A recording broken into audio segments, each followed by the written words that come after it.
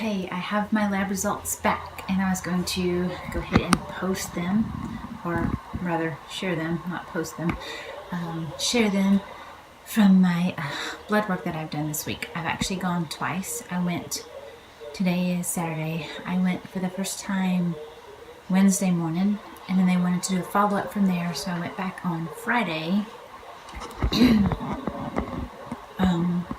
So according to my calculations, which is kind of crazy because my cycles are always crazy anyway, I'm only like 4 weeks and maybe 6 days today.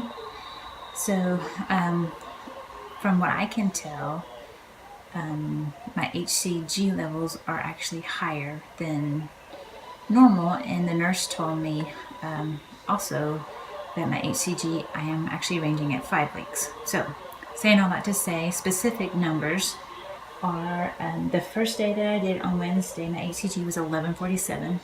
For me, that early, that is really good. My numbers are always around like 500, 600 that first day or two after a missed period. And then my progesterone was 14.1. Again, that is very high for me. So that's awesome. Usually I range like 9 or 10. So I'm so thankful that the numbers, at least at this point, are a little bit higher than normal, so I don't have to kind of already be nervous and feeling that, oh no, could this, end in a miscarriage, which I know there's still a chance of that happening, but I have decided I'm going to take each day and count that as a day to be thankful for, even as far as we've gotten at this point, because this was a total shock. So we're just going to have a grateful heart. Since it's Thanksgiving, even better time. Okay, so saying all of that to say, when I went back yesterday, I was 2248. I had doubled my HCG, which is, it had been 48 hours, almost to the T. So I went back and got the blood work done yesterday morning, and my HCG was at 2248, and my progesterone unfortunately had gone down to 13.4 or something. So it's really not a whole lot down, but that is one of the areas that I have to be really careful with. For my history anyway, my progesterone just can't seem to keep up with whatever needs to be going on. It's just not there. So I have my progesterone medicine called in. I started taking it. I actually took one Thursday night, and then I took one Friday morning, Friday night, and then I took one this morning. I do remember last time when I had Ladybug, it had shot my progesterone so high that I ended up having to only take one a day until I was like 16 weeks. So I think I'm probably gonna take them at least throughout the next week, and then I'm going to call and see if I can get another check, because I don't want it to be too high. I don't see the doctor for like another 4 weeks. I think it's December the 8th maybe, or 11th. I think it's December 11th. And here we are the week before Thanksgiving. That's a long way away. I hope I can keep myself in mental balance here. So I told the big kids, because they're so, not that they're sneaky, but they seem like they know everything anyway. Their reaction was priceless. A little mommy, I've got a clip of it. I'll put it in here. And then Bub, he kind of came out right after I had told little mommy, and he had this little face like, something's up. So I sat him down. I said, I got a secret. And he said, exact words, "You're having another one, aren't you?" And his eyes got like really big. So their intuition is pretty strong. I think they know. The younger 3, of course, the baby, she's probably not going to know anything for a long time until it's here.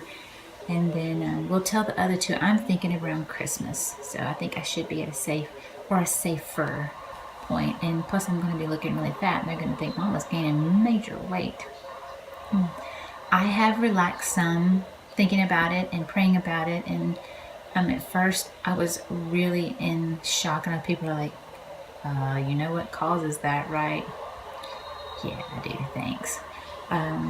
But I was convicted several years ago that that's just not something that I need to be, I don't want to say concerned with, but not trying to control. It took us a long time to get pregnant with little Matt, and I had a strong desire for another baby, and it was like a year. We miscarried and we had him almost a year later. The same thing happened with little Romeo. Even my nurse thought I was crazy because she was like, I have 2 children and you're wanting a 4th one, because we went to the doctor to make sure that there was nothing wrong why we couldn't conceive. And then of course with Ladybug, I had surprisingly got pregnant, and we lost that baby at 14 weeks. That was devastating. It was one of the most devastating things I have ever in my life experienced. We kind of left it up to God after that and just said, Lord, if it be your will, you're in control of this. And my prayer has been ever since, open my womb. If it's meant, close it tight if it's not. So here I am at 40 years old with number 6, and yes, I am very happy. I am very happy, and I don't know what I'm going to do when we start telling people, and I don't know how I'm going to take criticism very well, because I know there's going to be people that are like, you're crazy. I don't know how I'm going to handle all that.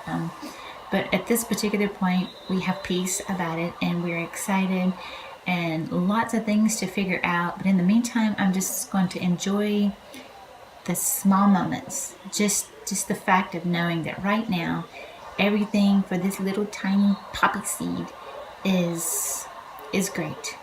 And God is so good to have blessed us at this point, to be where we are. And I just want to give him all the praise and honor for just being so good. And I don't know why he has chosen us for this, but my heart is full.